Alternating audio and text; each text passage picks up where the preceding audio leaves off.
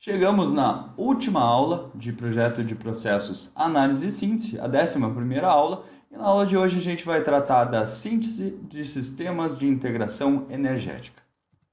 Antes da gente proceder à síntese, nós vamos ver alguns conceitos básicos que vão ser necessários nessa aula.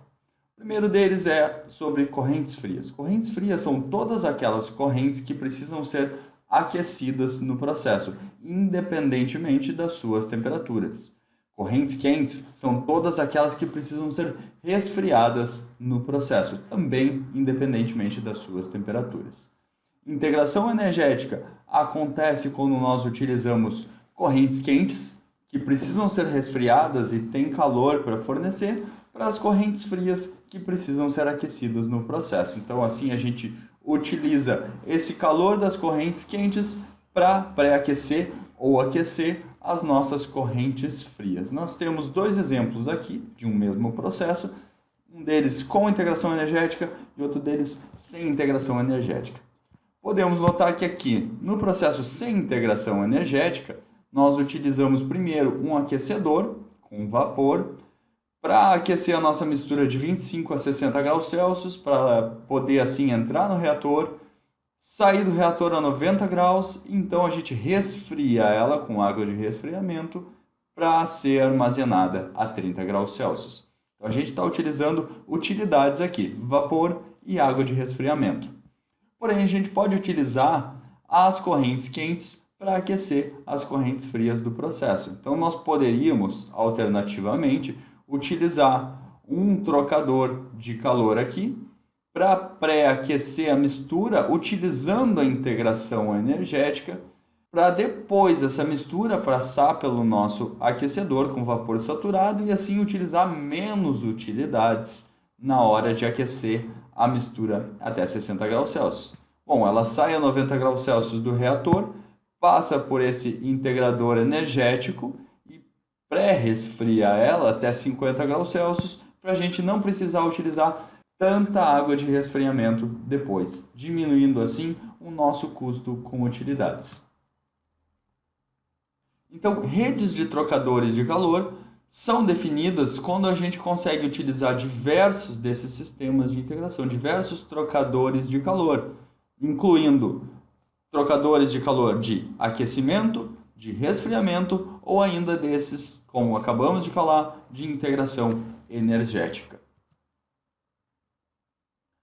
A definição é, dado um conjunto de correntes quentes, um conjunto de correntes frias e um conjunto de utilidades, determinar o sistema de custo mínimo capaz de conduzir as correntes das suas temperaturas de origem às suas temperaturas de destino. Então, esse é o nosso objetivo quando a gente utilizar sistemas de integração energética. Nós queremos pegar as nossas correntes quentes e levar elas até a temperatura que nos é de interesse e também utilizar esse calor das correntes quentes para aquecer as nossas correntes frias para que elas cheguem nas temperaturas desejadas ou ao menos o mais próximo possível delas, de maneira que nós precisamos utilizar o mínimo de utilidades possível, diminuindo ao máximo o custo do processo.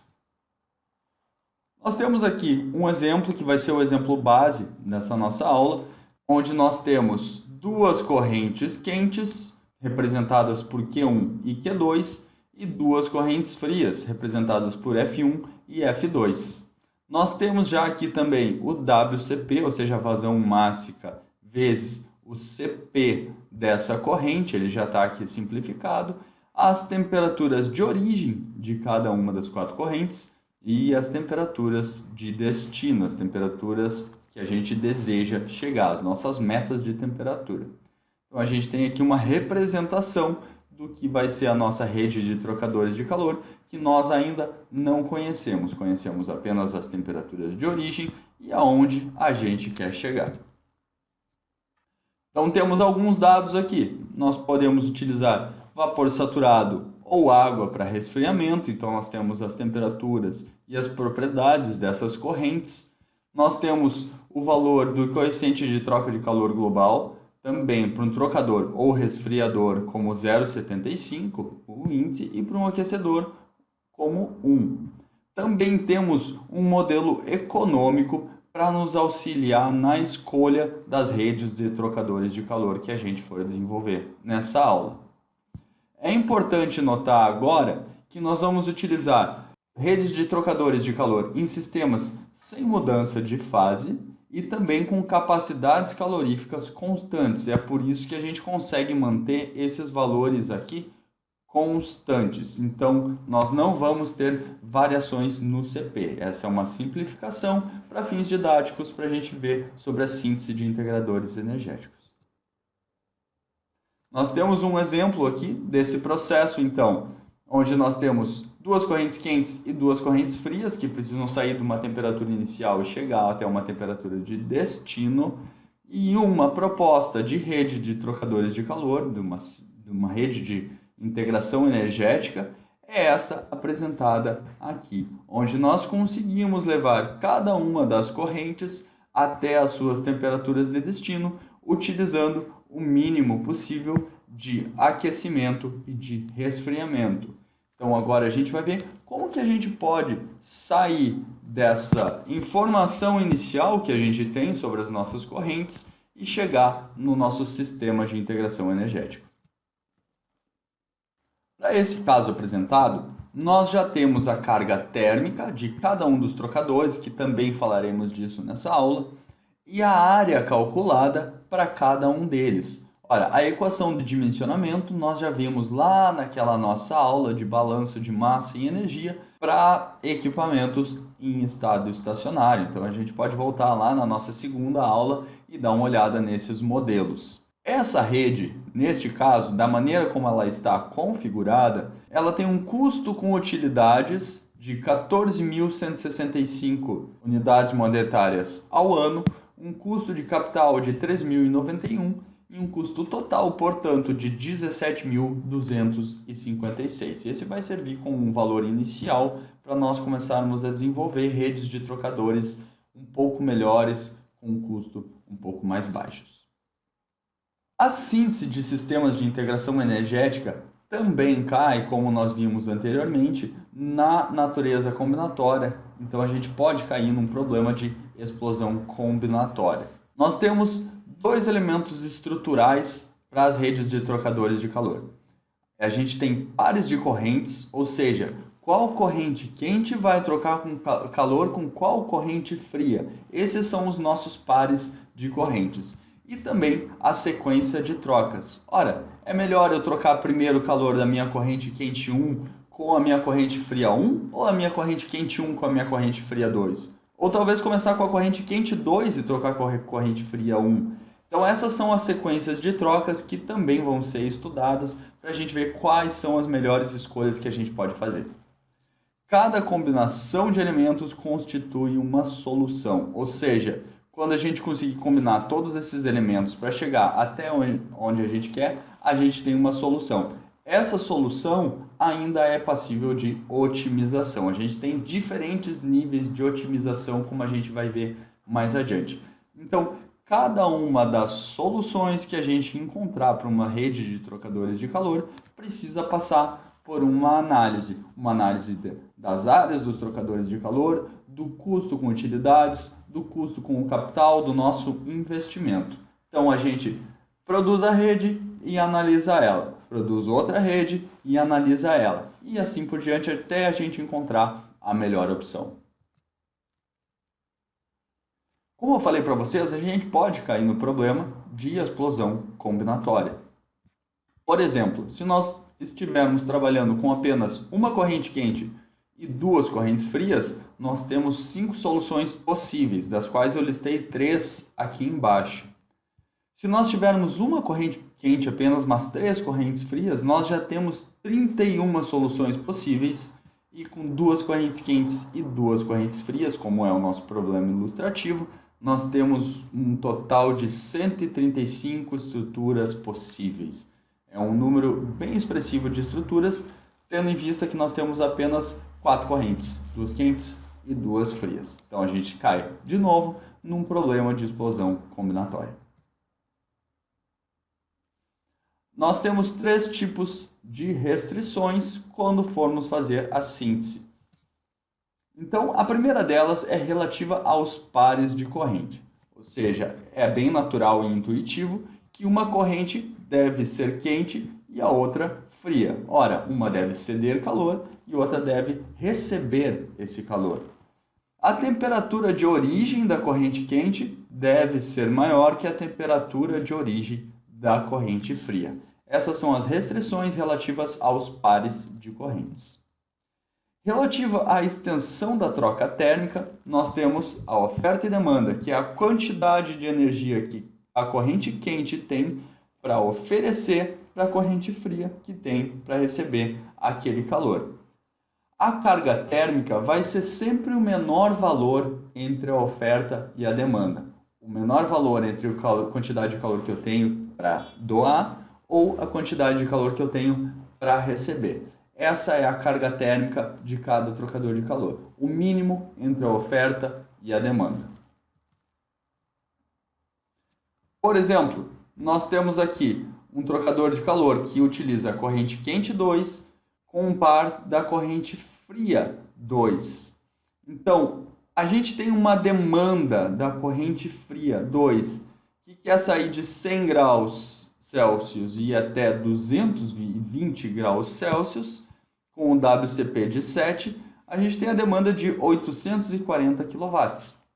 Mas Q2 está oferecendo apenas 220 kW para sair de 250 graus Celsius até 140 graus Celsius. Ora, se a gente tem 840 e 220, a carga térmica é o mínimo entre os dois. Então, a carga térmica é de 220 kW, o que vai nos dizer que nós não vamos chegar até a temperatura de destino da corrente fria 2. Vai faltar 620 kW ainda para chegar até onde a gente quer. Então, a temperatura de saída da corrente fria, nesse caso, vai chegar apenas até 131,4 graus Celsius. Ela vai subir em 31,4 graus Celsius e ainda não vai chegar nos 220 graus de destino, que é a nossa meta.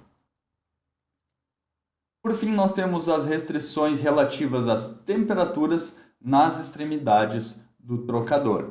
Então, a gente tem a definição aqui, a temperatura de entrada quente, temperatura de saída quente, temperatura de entrada da corrente fria e temperatura de saída da corrente fria. O nosso ΔT de approach, que a gente vai utilizar muito nessa aula, é a diferença entre a temperatura de entrada da corrente quente menos a temperatura de saída da corrente fria, ou ainda a temperatura de saída da corrente quente menos a temperatura de entrada da corrente fria. Esse é o nosso ΔT de approach. No dimensionamento, as temperaturas de entrada, tanto da corrente quente quanto da corrente fria, já são conhecidas e fixas.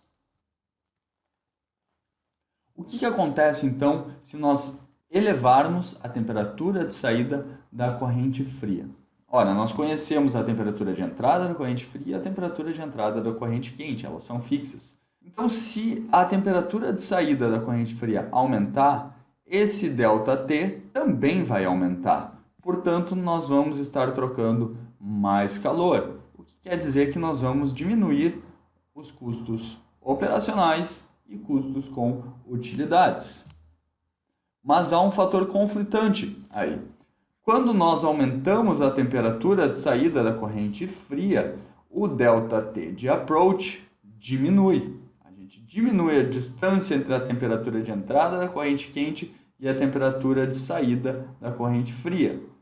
Portanto, a área que é definida pelo ΔT logarítmico, a gente tem a equação da área do dimensionamento aqui, como, repetindo, nós vimos na segunda aula dessa disciplina, na parte de balanço de massa e energia em estado estacionário, a área vai aumentar. A área vai, na verdade, tender ao infinito, como a gente pode ver aqui.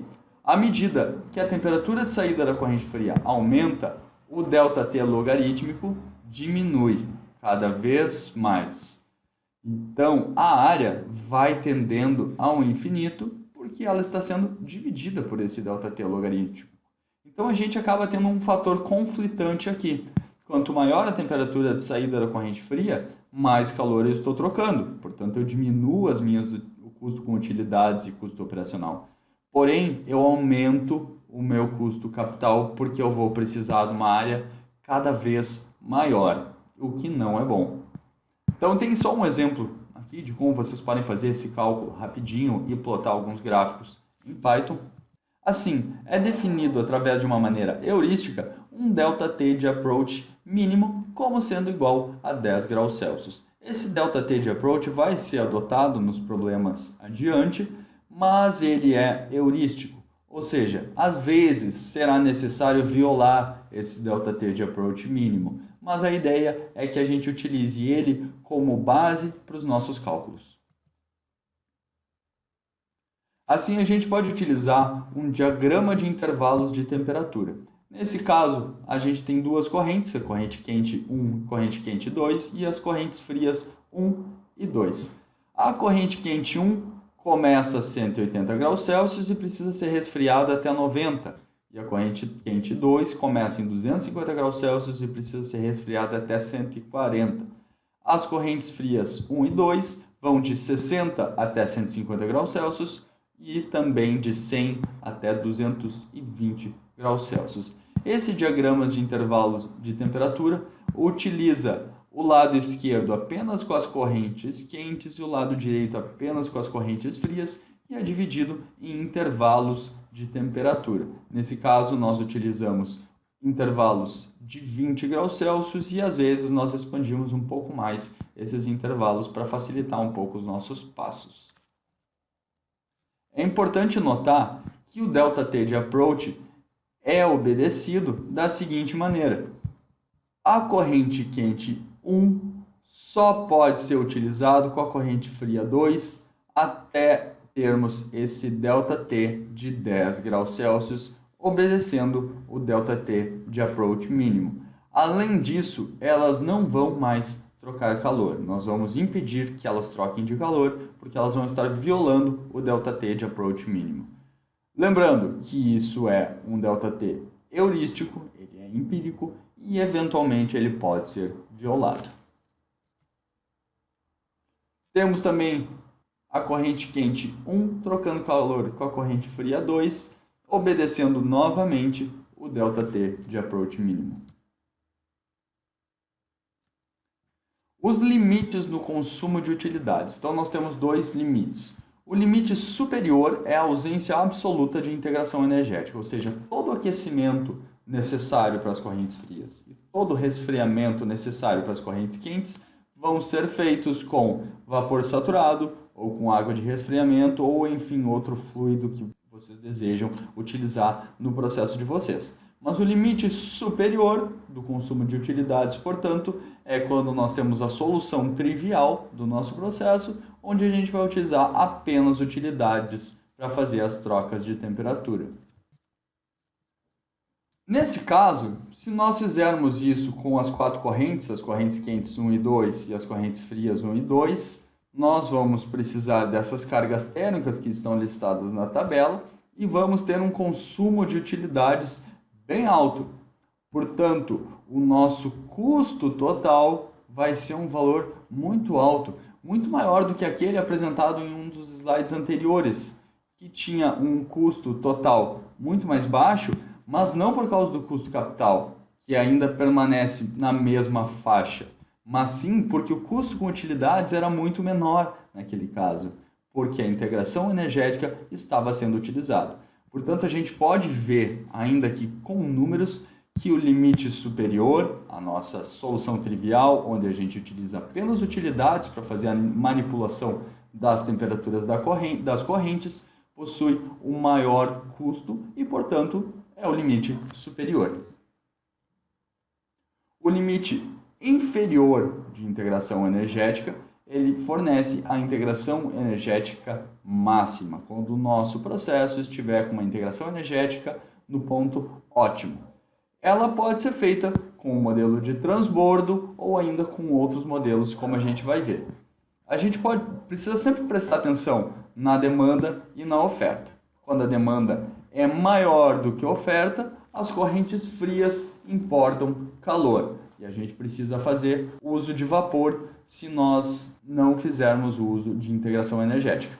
Quando a demanda é menor do que a oferta, as correntes quentes exportam calor, e sempre obedecendo o ΔT mínimo, o ΔT de approach. Então a gente pode ver aqui, através do modelo de transbordo, que a gente tem em cada um dos intervalos, que são representados aqui na figura por 1, 2, 3, cada um desses intervalos vai ter uma troca de calor entre as correntes. Então, por exemplo, aqui no intervalo 3, onde a gente tem a nossa corrente quente 2, passando da temperatura de 180 graus Celsius até 160, e a corrente quente 1 também, de 180 graus Celsius até 160, porque é onde está o intervalo 3.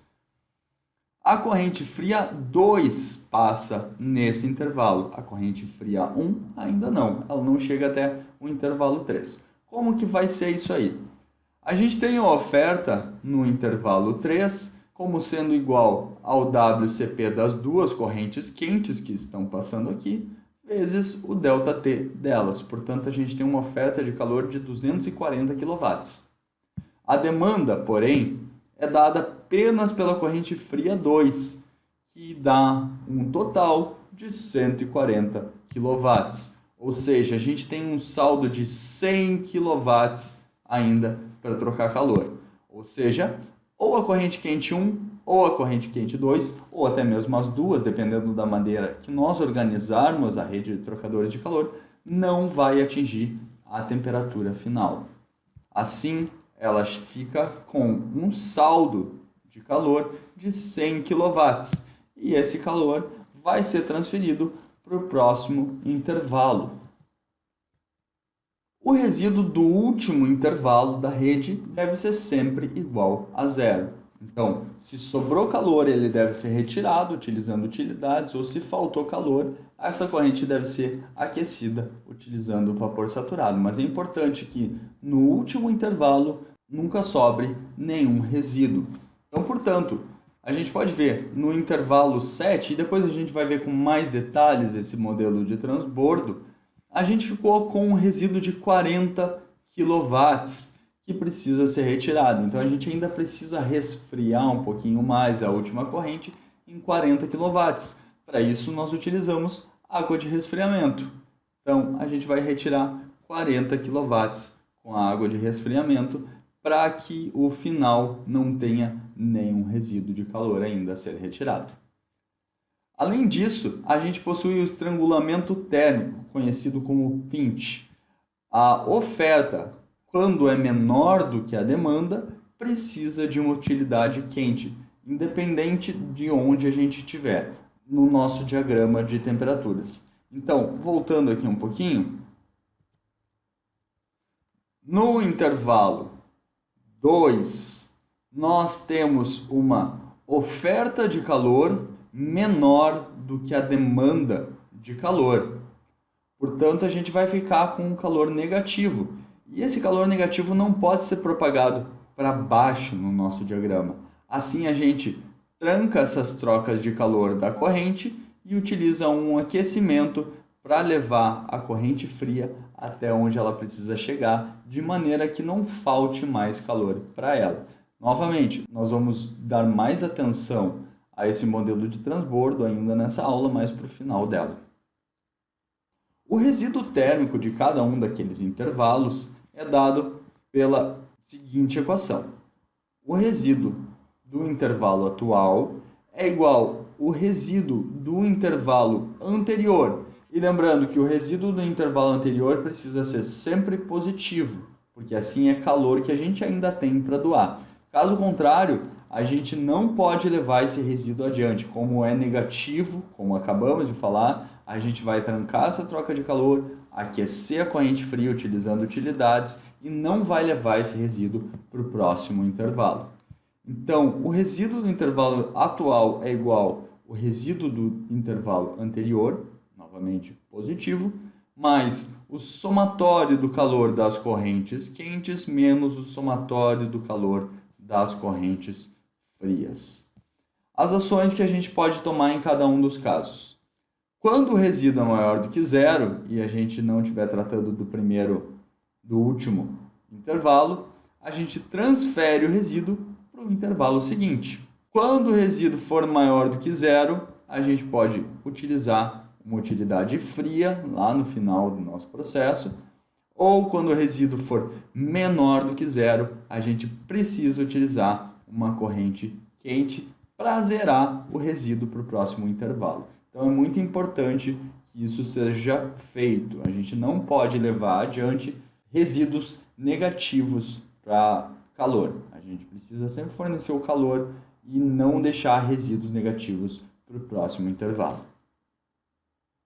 A gente tem aqui o nosso ΔT de approach mínimo, como estabelecido anteriormente, como 10 graus Celsius, e a nossa equação do modelo de transbordo.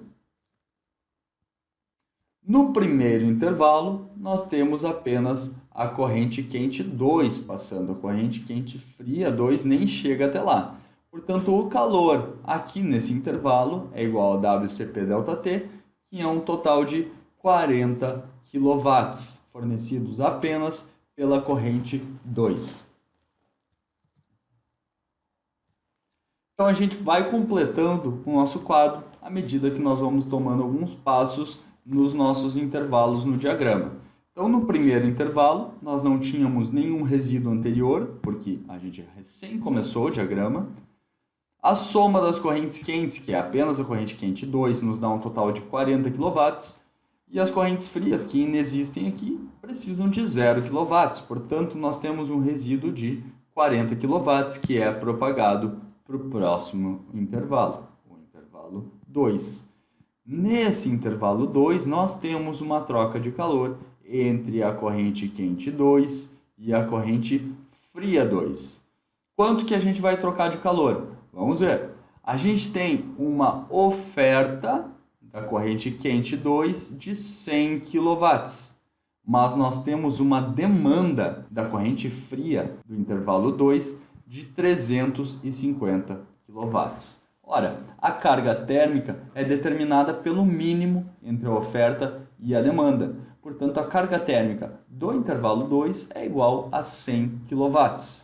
Se ela é igual a 100 kW, a gente vai ficar devendo 210 kW para a corrente fria. Ela não vai chegar até a temperatura que ela deveria. Como ela vai ficar com um resíduo negativo, nós trancamos a troca de calor daqui para baixo e terminamos de aquecer a corrente fria 2 com um sistema de aquecimento que não seja o de integração energética. Então a gente pode utilizar, por exemplo, vapor saturado para terminar de aquecer essa corrente fria 2 que não conseguiu atingir a temperatura de 220 graus Celsius aqui nesse caso.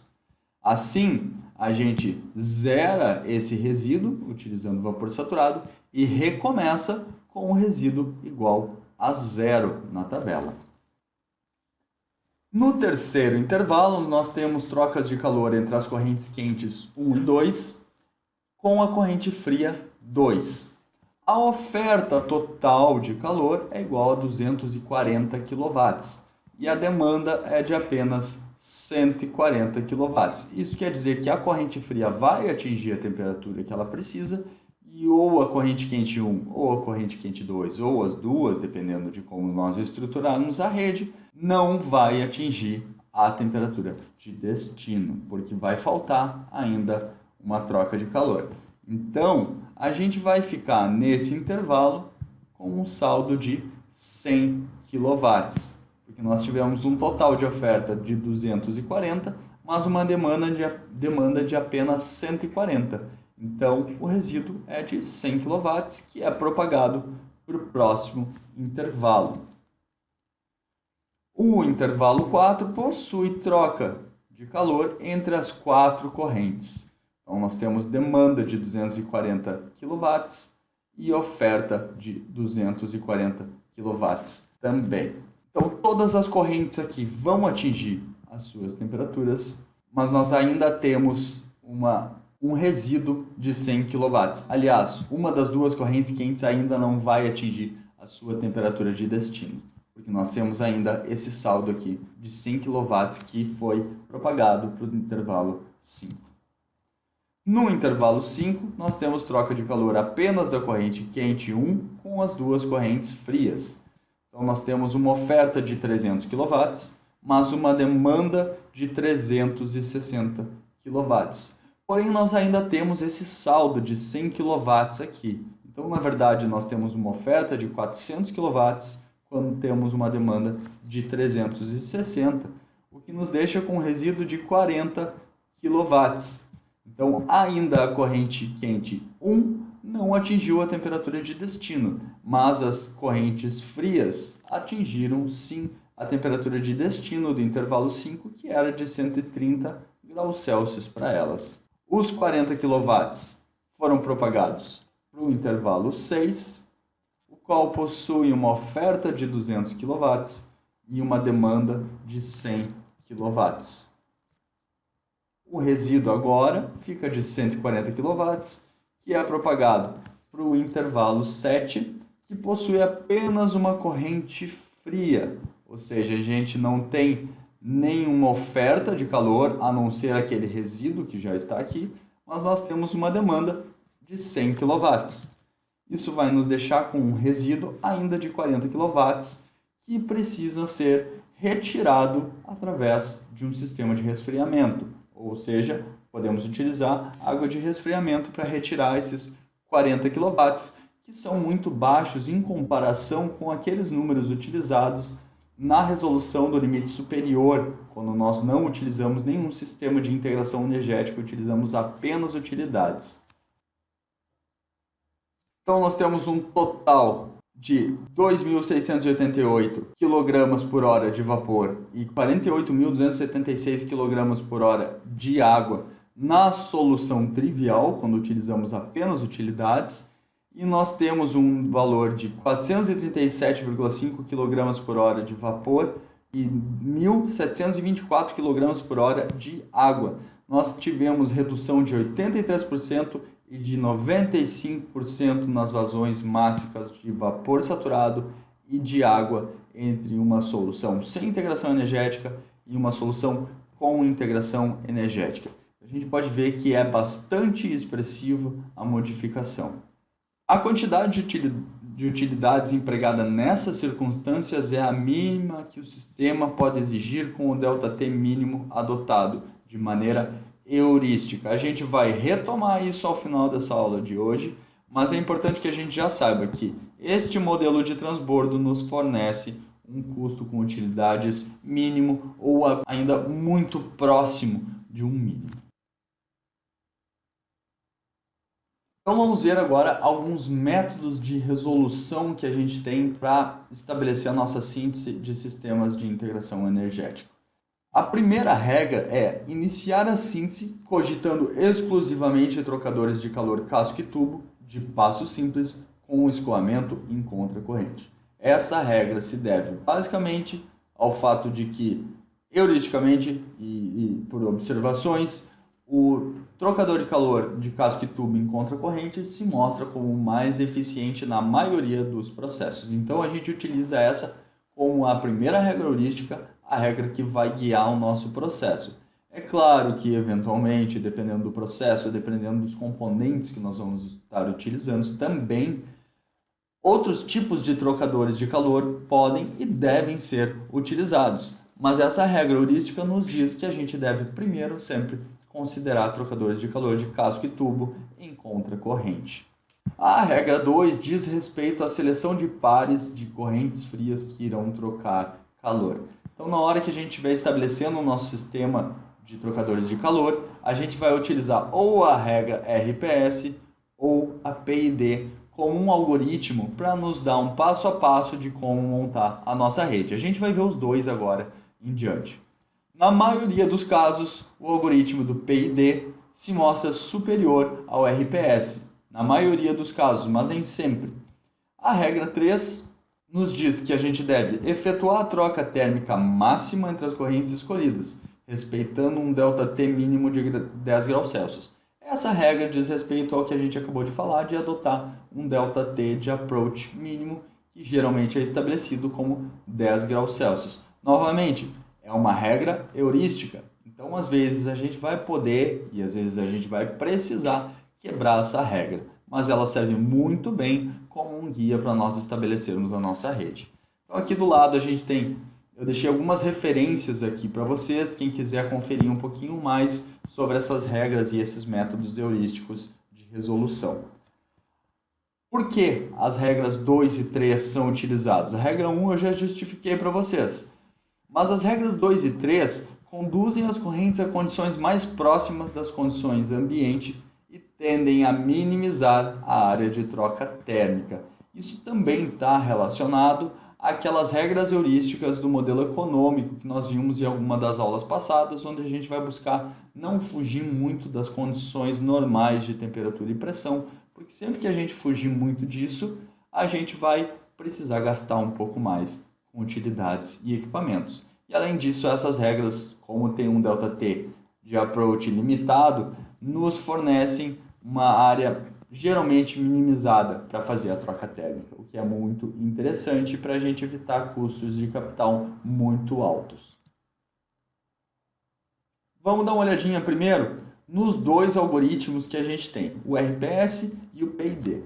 Basicamente, eles mudam na seleção das correntes que a gente vai fazer para montar o nosso sistema de integração energética. Enquanto a regra RPS utiliza primeiro a troca entre a corrente quente de maior temperatura de entrada com a corrente fria de maior temperatura de entrada, ou ainda inversamente, a corrente quente com a menor temperatura de entrada com a corrente fria com a menor corrente de entrada, o algoritmo de PID seleciona pares de correntes com a maior temperatura de entrada com a corrente fria de maior temperatura de saída. Essa é a diferença básica entre os dois algoritmos. É claro que no processo a gente vai ter algumas pequenas diferenças, mas essa é a ideia básica entre um e outro. Então vamos primeiro utilizar o algoritmo RPS. Também é possível que o algoritmo PID acabe ficando com uma temperatura de entrada fria maior que a temperatura de saída quente, o que não é viável.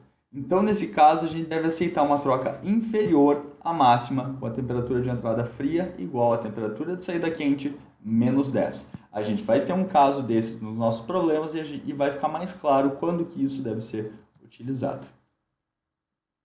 Então, utilizando inicialmente o algoritmo de RPS, naquele problema que já foi exposto no início da aula. A gente tem então aqui a nossa solução trivial, utilizando água de resfriamento para as duas correntes quentes e vapor saturado para as duas correntes frias. Essa é a nossa solução trivial e a gente tem os modelos e os parâmetros aqui na esquerda, juntamente com o algoritmo, e também temos as nossas correntes, as suas informações, o WCP, temperatura de origem, temperatura de destino, ou temperatura de entrada e temperatura de saída, e a oferta ou a demanda de cada uma dessas correntes.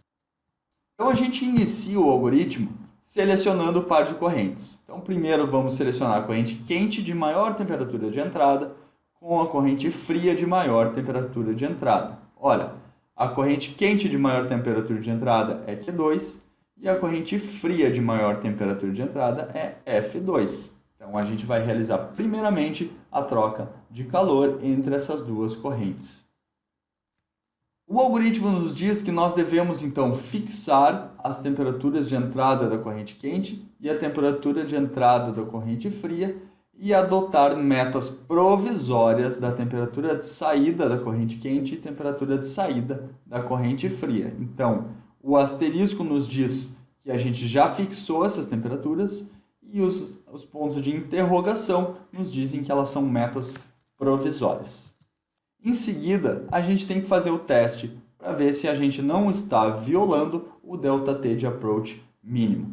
Então, a temperatura de entrada quente menos a temperatura de saída fria é maior do que o ΔT mínimo, ele não foi violado, e a temperatura de saída da corrente quente menos a temperatura de entrada da corrente quente também é maior do que o ΔT de approach mínimo. Então, a gente ainda não violou esse ΔT de approach, está tudo certo, a gente não precisa fazer nenhum ajuste. Então, como não precisamos fazer nenhum ajuste, a gente calcula agora a oferta e a demanda dessa troca entre esse par de correntes. A oferta aqui é dada em 220 kW, enquanto a demanda é de 740 kW. Então, a nossa carga térmica é igual à oferta, que é de 220 kW. Portanto, a temperatura da corrente quente que está trocando calor vai atingir a sua temperatura final. Porém, vai faltar ainda calor para a temperatura da corrente fria atingir o que ela precisa atingir. Assim, nós precisamos ajustar a temperatura de saída da corrente fria, que ainda era uma meta provisória. O ajuste é dado pela equação, onde é a temperatura de entrada da corrente fria mais o calor sobre WCP da corrente fria. Isso nos fornece uma temperatura de 131,4 graus Celsius. Então, a gente pode ver aqui que a corrente quente saiu de 250 graus Celsius e foi até os 140, que era o que a gente desejava, porém faltou calor para nós aquecermos a corrente fria até 220. Ela foi apenas de 100 até 131,4 graus Celsius. Então, agora a gente tem a situação das nossas trocas de calor após instalar o primeiro trocador de calor. Então, nós já temos um ajuste. Aqui, a corrente quente já atingiu onde ela deveria chegar. Então, a corrente quente, a temperatura de entrada já está igual à temperatura de saída. A gente já não tem mais oferta nessa corrente e a gente diminuiu a demanda da corrente fria 2, onde agora a temperatura de entrada dela já está um pouquinho mais alta, ou seja, a temperatura que está saindo desse trocador aqui vai ser a temperatura de entrada de um próximo trocador. Ainda há trocas viáveis que podem ser feitas, ainda tem temperatura de entrada da corrente quente maior que a temperatura de entrada da corrente fria? Sim, nós ainda temos trocas viáveis, então nós continuamos no algoritmo. De novo, nós vamos selecionar o par de correntes quentes, a corrente quente de maior temperatura de entrada com a corrente fria de maior temperatura de entrada. Como nós já utilizamos a corrente quente 2, agora a única corrente quente que sobra é a corrente 1. E a corrente fria de maior temperatura de entrada continua sendo a corrente F2. Assim, a gente já estabeleceu a troca entre Q1 e F2. Fixamos temperatura de entrada da corrente quente e temperatura de entrada da corrente fria, enquanto utilizamos como metas provisórias as temperaturas de saída das duas correntes. No próximo passo do algoritmo, nós devemos verificar se não estamos violando o ΔT de approach. A gente pode ver que ambos ΔTs são violados nesse caso. Os dois são menores do que o ΔT mínimo. Portanto, a gente precisa ajustar essas correntes. A temperatura de saída da corrente fria, então, vai ser ajustada de acordo com a equação para 170, temperatura de entrada da corrente quente, menos o ΔT mínimo, e a temperatura de saída da corrente quente vai ser ajustada como a temperatura de entrada da corrente fria, mais o ΔT mínimo, ou seja, 131,4 mais 10, que nos dá uma temperatura de 141,4. Ok, nós ajustamos as duas temperaturas de saída. Agora as nossas metas provisórias, portanto, foram ajustadas e nós podemos prosseguir no algoritmo. Agora nós devemos calcular a oferta e a demanda dessas duas correntes com as suas metas provisórias.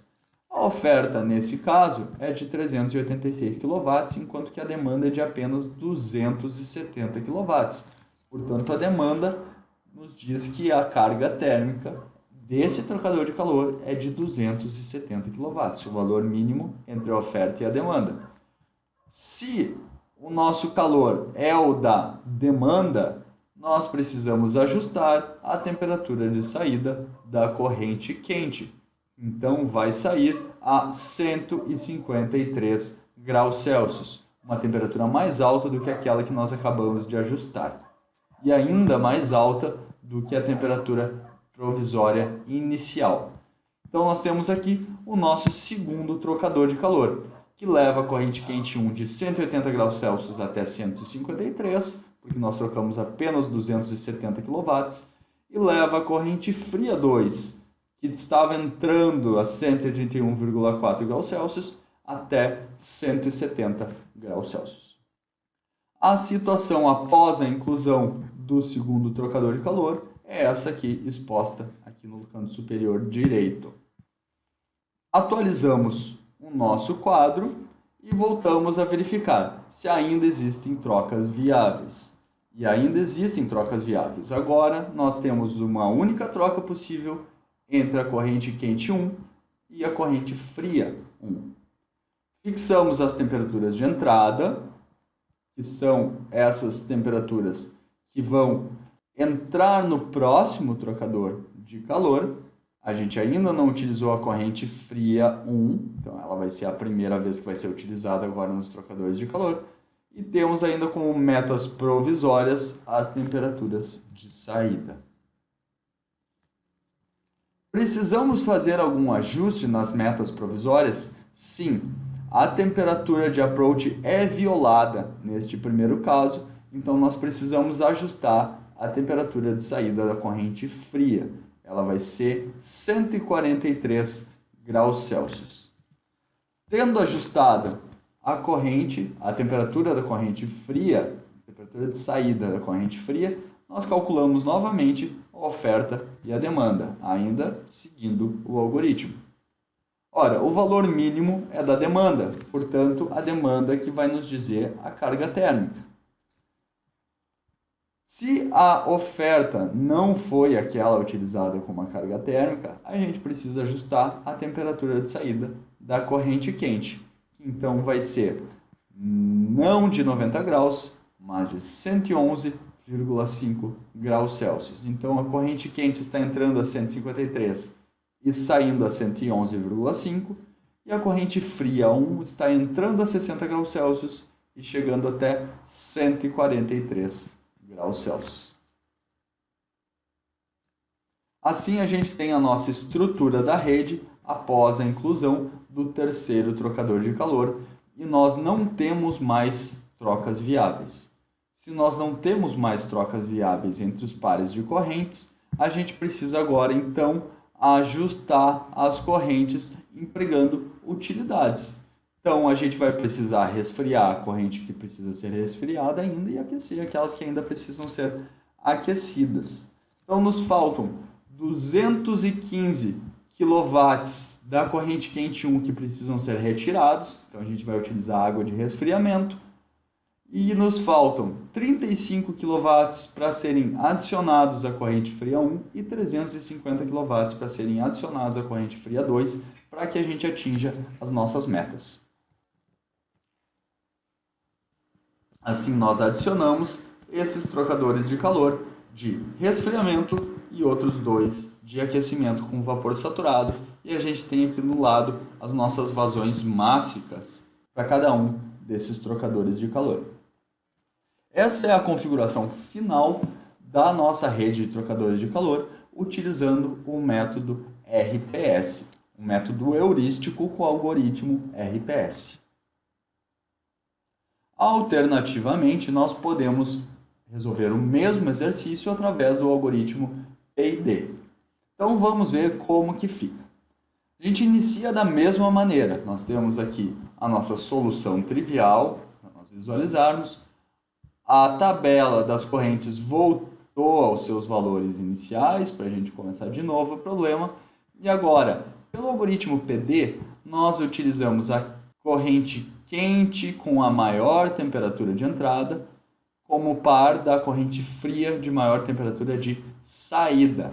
Assim, a gente vai fixar a temperatura de entrada da corrente quente e a temperatura de saída da corrente fria, enquanto as outras duas temperaturas recebem pontos de interrogação porque são metas provisórias. Seguindo o algoritmo, nós precisamos verificar se nós violamos os ΔTs de approach. Nenhum desses ΔTs é violado, então a gente pode seguir adiante e calcular a oferta e a demanda desse par de correntes. A oferta é de 220 kW e a demanda de 840. Portanto, a nossa carga térmica é de 220 kW nesse trocador de calor.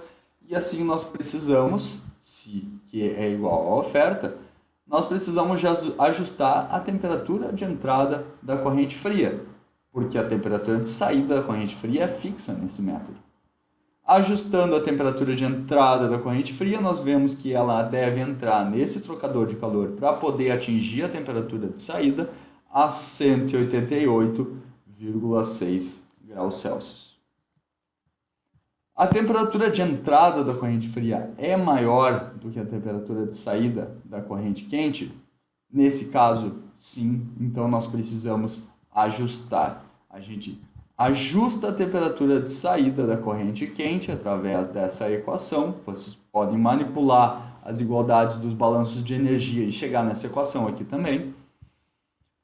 Então, a temperatura de saída da corrente quente vai ser ajustada para 222 graus Celsius, porque nós violamos esta regra de que a temperatura de entrada da corrente fria deve ser menor do que a temperatura de saída da corrente quente. Ela foi violada, então nós precisamos recalcular a temperatura de saída da corrente quente seguindo o algoritmo. Assim, a temperatura de entrada da corrente fria também sofre um ajuste, 212 graus Celsius, e nós temos uma nova carga térmica, agora sim corrigida, para 56 kW. Então a corrente quente 2 está indo de 250 a 222 graus Celsius, trocando apenas 56 kW, e a corrente fria 2 está entrando a 212, porque nós precisamos fazer esse ajuste, e está saindo a 220, porque essa é a temperatura fixa para esse método. Então essa fica a situação do nosso sistema após a inclusão do primeiro trocador, com a tabela atualizada, que nós trocamos apenas 56 kW. E vamos verificar de novo se existem trocas viáveis para fazer. Existem ainda trocas viáveis. Então agora a gente vai ver qual que é a corrente quente com a maior temperatura de entrada e a corrente fria com a maior temperatura de saída. Isso nos dá a troca entre a corrente quente 2 com a corrente fria 1. Então, nós estabelecemos como fixos a temperatura de entrada da corrente quente e a temperatura de saída da corrente fria, e como metas provisórias a entrada da corrente fria e a saída da corrente quente. Novamente, verificamos os ΔTs de approach, se algum deles é violado. Nesse caso, nenhum dos dois é violado, nós podemos seguir adiante e calcular a oferta e a demanda. Novamente, aqui nesse caso, a oferta nos limita a carga térmica a 164 kW. Assim, a gente procede para a correção da temperatura de entrada da corrente fria, que era provisória e precisa ser corrigida nesse caso, para 117,2 graus Celsius, ou seja, a corrente fria deve entrar nesse trocador 117,2 graus Celsius para poder sair na temperatura desejada e fixa de 150 graus Celsius. Seguindo adiante o algoritmo, nós fazemos o teste se a temperatura de entrada da corrente fria é maior do que a temperatura de saída da corrente quente. A temperatura de entrada da corrente fria é 117 e saída da corrente quente está como 140, porque a gente atendeu essa oferta. Portanto, não violamos e não precisamos corrigir a temperatura de saída da corrente quente, e isso nos dá o segundo trocador de calor. Essa é a situação da rede após a inclusão do segundo trocador de calor. Eu aconselho, gente, que vocês vão pausando o vídeo e resolvendo junto comigo cada um desses passos em cada um desses pares de correntes, entendendo como se dá essas trocas térmicas, as ofertas e se habituando um pouquinho mais a essas equações. Agora nós verificamos novamente se ainda existem trocas viáveis. A próxima troca viável é entre a corrente quente 1, que ainda não foi utilizada, e a corrente fria 2, que tinha recebido uma troca de calor anterior. Então, Fixamos as temperaturas de entrada da corrente quente e a temperatura de entrada da corrente fria, saída da corrente fria, e como metas provisórias, as temperaturas de entrada da corrente fria e saída da corrente quente.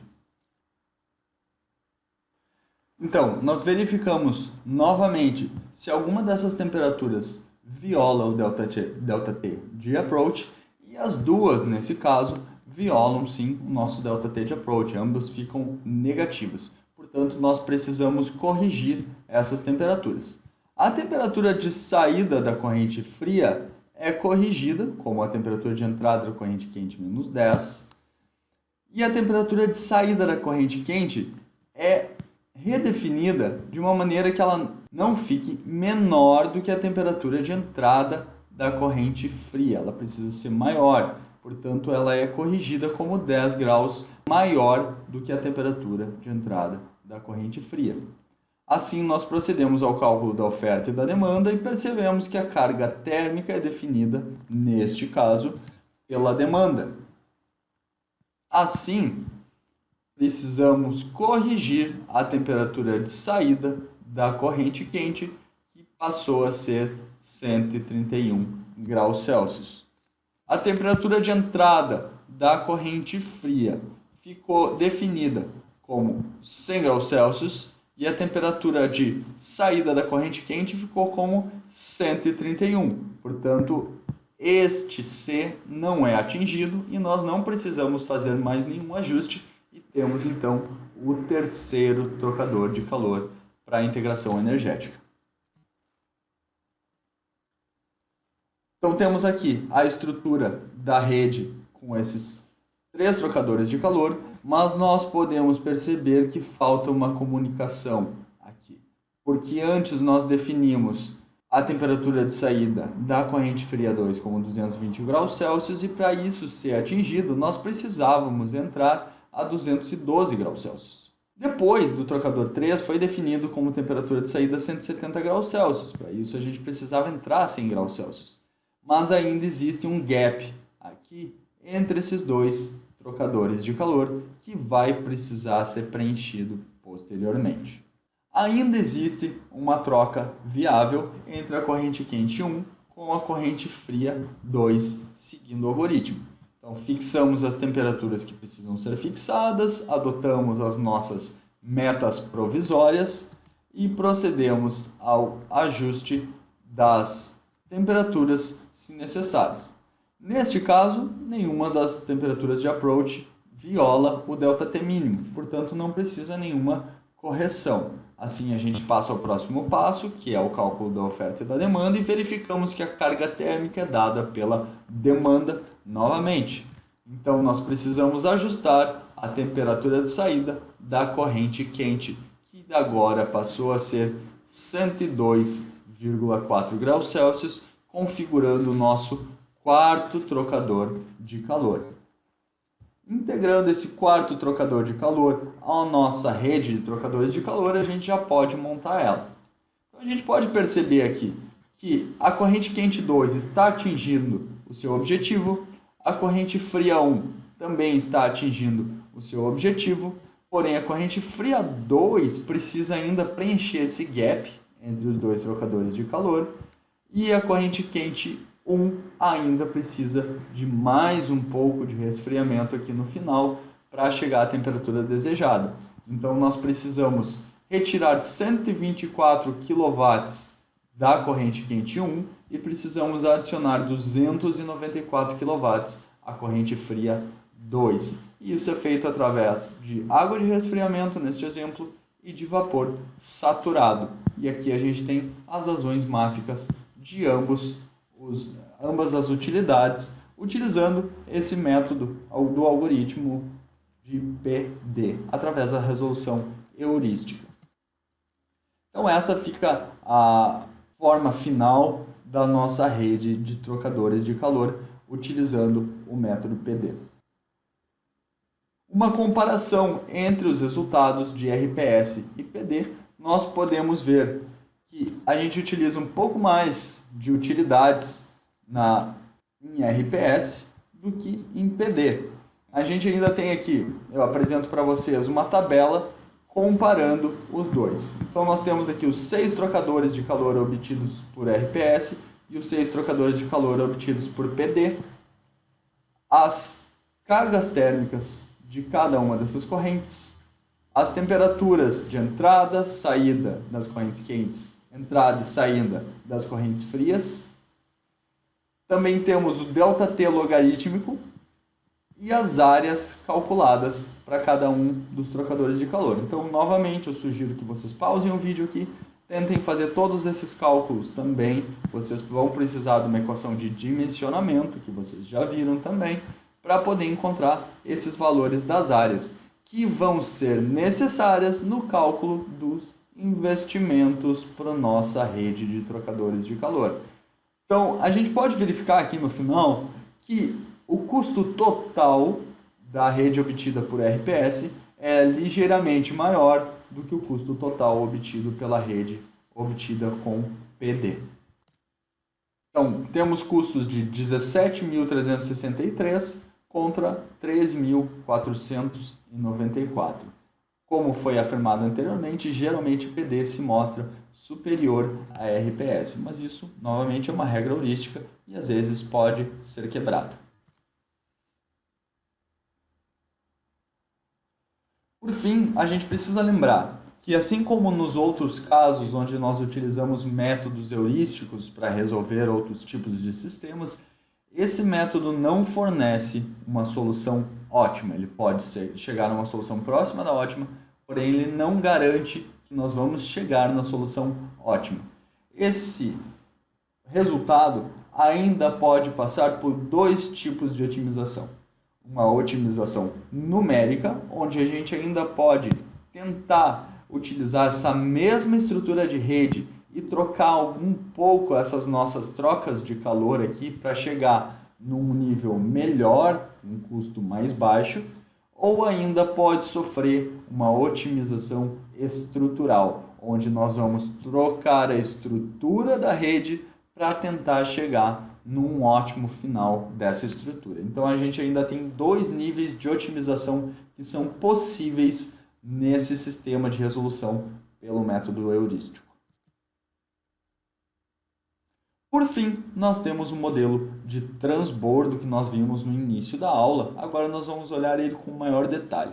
A ideia do modelo de transbordo é que nós cheguemos o mais próximo possível de um custo total ótimo, ou seja, de um custo total mínimo. Porque o modelo de transbordo, também conhecido como estrangulamento térmico ou ainda como pinch, ele nos fornece um custo com utilidades mínimo. Se nós temos um custo com utilidades mínimo, a gente vai precisar depois apenas minimizar o custo de capital. Então, nós vamos chegar num custo total muito próximo do ótimo.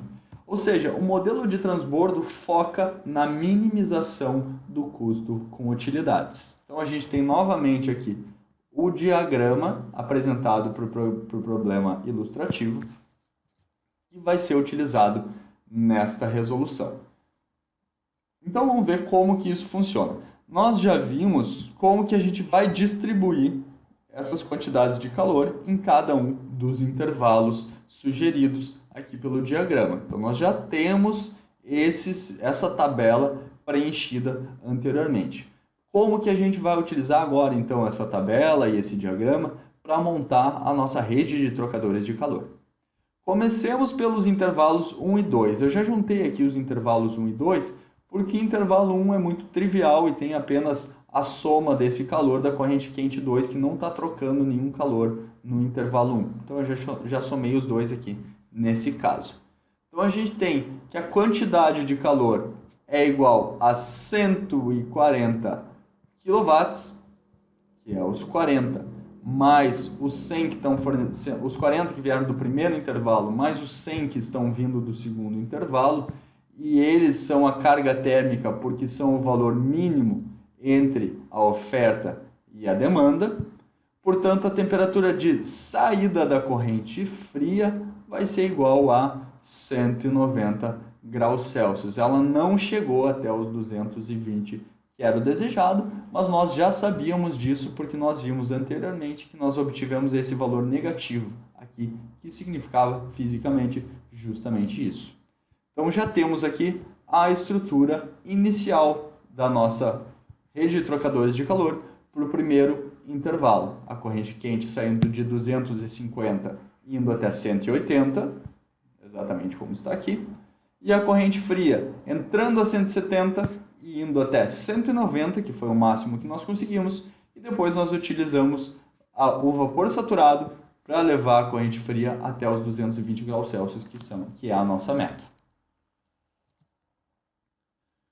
No intervalo 3, nós temos as duas correntes quentes e apenas uma corrente fria para trocar calor. Então, nós temos cargas térmicas de 200 kW para a corrente 1, 40 kW para a corrente 2 e uma demanda de apenas 140 kW para a corrente fria 2. Isso quer dizer que a gente tem, nesse caso, como nós temos duas correntes quentes para trocar calor, nós temos algumas opções para realizar essa troca. Eu apresento aqui duas opções para vocês e essas opções podem ser feitas utilizando RPS ou PD, como nós acabamos de ver. Nesse caso, da letra A gente fez a troca de calor da corrente 1 com a quente 1 com a corrente fria 2 inicialmente, e a gente esgotou toda a troca de calor da corrente fria, que já foi de 150 até 170, que é o início e o destino dela nesse intervalo 3. Portanto, como nós tratamos da corrente quente 1 aqui e trocamos 140 kW, ainda faltaram 60 kW para serem trocados. Então, a corrente quente 1 não atingiu a temperatura que era a temperatura de destino de 160 graus Celsius. Ainda faltou 6 graus Celsius serem baixados para chegar na temperatura desejada. E não sobrou nenhum calor para ser retirado da corrente quente 2. Por isso a gente tem só esse ponto vazio aqui. A temperatura de saída da corrente quente é dada pela demanda igual ao CP ΔT, WCP ΔT. No segundo caso, a gente pode tentar fazer com a corrente quente 1 trocando calor, aliás, com a primeira corrente quente 2 trocando calor com a corrente fria 2, e isso vai fazer com que a corrente quente 2 se esgote, porque ela tem apenas 40 kW, enquanto a corrente fria tem 140. E a gente pode então calcular a temperatura de saída da corrente fria 2. Ela entrou a 150 graus Celsius e vai trocar apenas 40 kW, então vai sair a 155,7 graus Celsius para entrar no segundo trocador de calor, agora sim, trocando com a corrente quente 1. Sobraram apenas 100 kW da corrente fria. E a corrente quente 1 precisa de 200 kW. Então ela não vai chegar até a temperatura final, ela vai trocar metade da carga térmica dela e vai chegar apenas até 170 graus Celsius. A gente pode ver que tem uma leve violação aqui do ΔT de approach, mas também nós não vamos utilizar essa estrutura da letra B, porque nós ainda assim temos um custo capital menor para a letra A. Então esta aqui vai ser a opção utilizada para representar o intervalo 3. Seguindo adiante no nosso diagrama, no intervalo 4, nós temos as duas correntes quentes e as duas correntes frias trocando calor, de 160 até 140 e de 130 até 150. Novamente, duas correntes quentes, duas correntes frias, nós temos um problema de explosão combinatória. Então, nós não temos como representar e muito menos estruturar todas as redes possíveis. Então, a gente pode utilizar RPS ou PD para chegar naquela rede mais viável, na melhor rede que a gente tem através das regras heurísticas. Novamente, duas opções são apresentadas aqui. A primeira delas troca o calor da corrente quente 2 com a corrente fria 1, e depois o que sobrou de calor a ser trocado pela corrente fria 1 é trocado com a corrente quente 1, que também vai trocar calor com a corrente fria 2.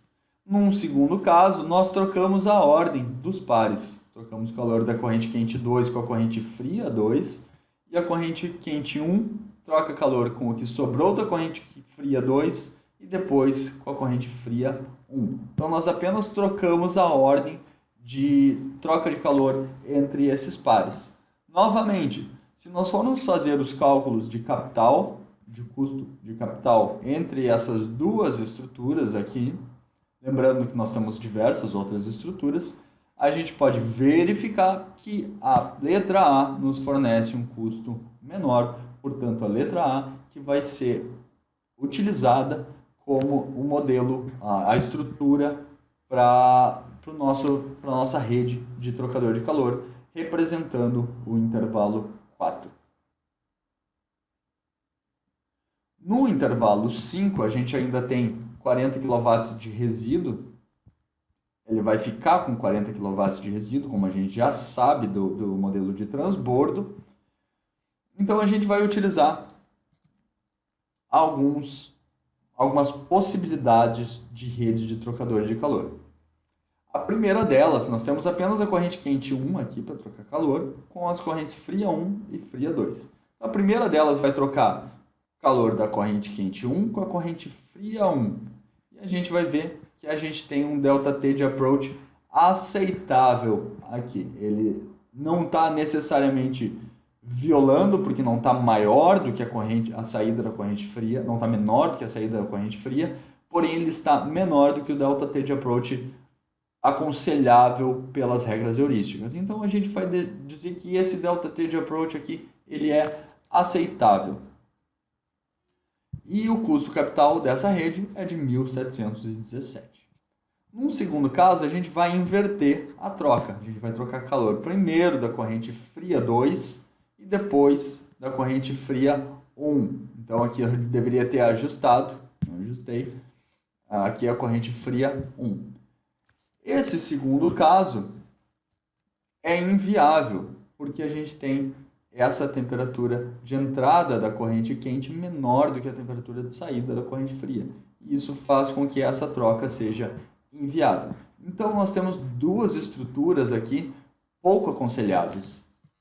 Uma maneira de a gente fazer isso dar certo é dividir a nossa corrente quente 1, que é a única que está trocando calor no intervalo 5, em duas. Para trocar um pedaço dela vai trocar calor com a corrente fria 1 e outro pedaço dela vai trocar calor com a corrente fria 2. Então vocês podem perceber que além daquele nosso modelo linear de rede de trocadores de calor, a gente ainda pode fazer esse tipo de divisão entre as correntes para aproveitar melhor esse calor. Então 37,5% da corrente quente 1 veio para cá trocar calor com a corrente fria 1 e o restante trocando calor com a corrente fria 2. E assim a gente tem uma temperatura final de 114 graus Celsius com um custo de capital de 1.484 ao ano. Então vai ser essa estrutura que a gente vai utilizar para o intervalo número 5.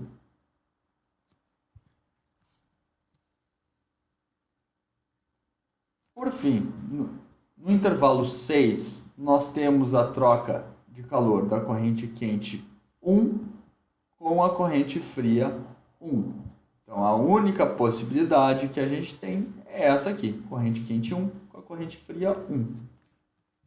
No intervalo 7, nós não temos nenhuma corrente quente, mas nós ainda temos um resíduo da corrente quente 1 que não foi completamente resfriada até 90 graus Celsius. A gente pode ver que ela chegou apenas até 104 no intervalo anterior. Então, ela ainda tem calor para fornecer, apesar de não estar no intervalo 7. Então, ela fornece calor, é resfriada até 94 graus Celsius e a corrente fria 1 atinge a sua temperatura de destino. Ela sai de 60 e atinge 80 graus Celsius. Então, a gente vai precisar ainda, para chegar nos 90 graus Celsius desejados para a corrente quente 1, resfriar em 4 graus Celsius essa corrente. Então, a gente usa água de resfriamento para chegar na temperatura de destino de 90 graus Celsius. Então, novamente, eu aconselho que vocês pausem o vídeo, voltem, refaçam todos esses cálculos e entendam o significado de cada uma dessas cargas térmicas que a gente vem utilizando e essa conexão do modelo de transbordo com a nossa rede de trocadores de calor que nós acabamos de montar. Juntando todas essas redes obtidas para cada um dos intervalos, nós chegamos numa rede completa. Aqui está a estrutura final da nossa rede de trocadores de calor completa. Então, nós fizemos intervalo por intervalo para montar toda essa rede de trocadores de calor com um custo de utilidades ótimo ou muito próximo do ótimo de 6.317 ao ano. Então essa foi a última aula da disciplina, gente.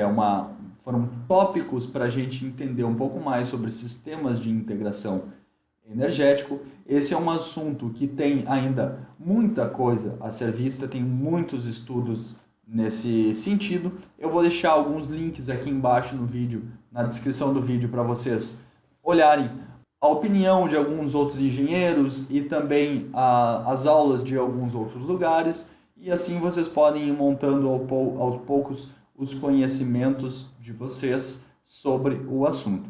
Eu espero que tenha sido proveitoso.